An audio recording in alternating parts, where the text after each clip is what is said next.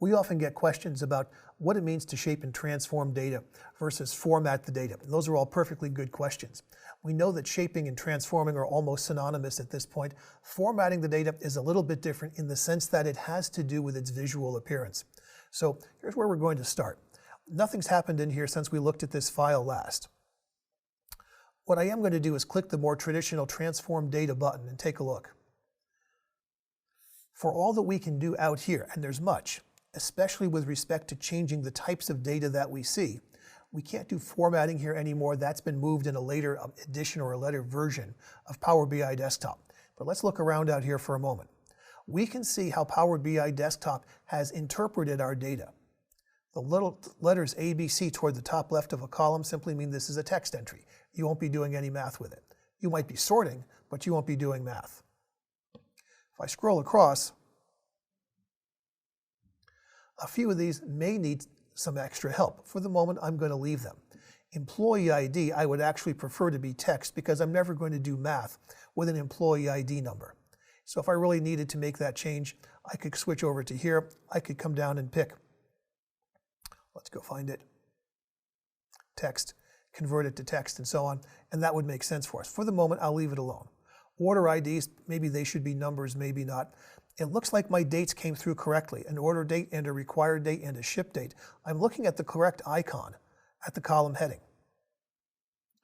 As I move toward the end, my number columns are properly evaluated, but they are not formatted. So when I look over here, unit price is a decimal value, that's correct.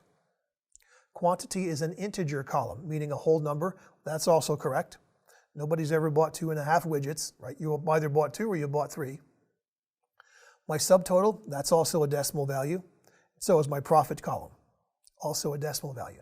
How do I make this look nice? How do I make it look nice once so that I don't have to keep reformatting the data every time I build another visual? Well, we can't do that out here anymore. Let me show you how that works.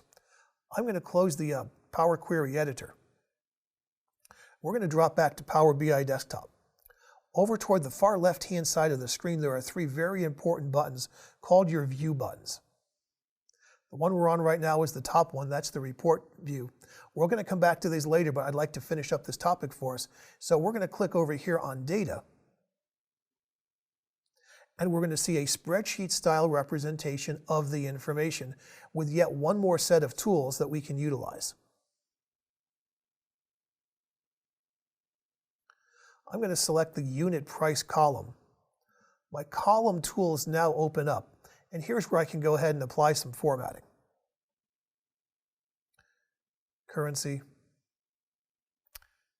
And then you'll notice how, because the option here is set to auto, I have inconsistent decimals. And we're not going to like that. That's going to look a little sloppy in a presentation, so I'm going to manually type a 2 in there. There we are. And now unit price not only looks good, I've only got to do this once. Let's take a few moments and do the same thing with subtotal and the same thing with profit.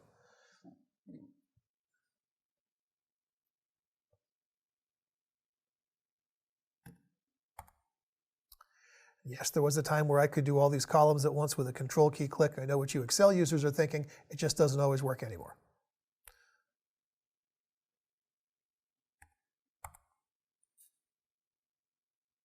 There we are.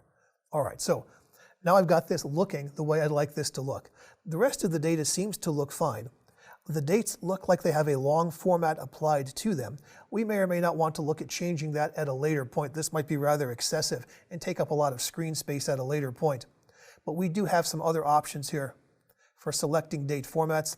And like we really almost always have to do nowadays, we have to be careful that in an international world, not everybody expresses dates the exact same way we do. So we might opt for something else. This one could be a little bit dangerous if I'm working with European countries, so I might want to leave this one alone. Yeah, we would come back and do a little bit of experimenting later to get something a bit more precise. Yeah, for the moment, let's take a look, and we're going to leave this.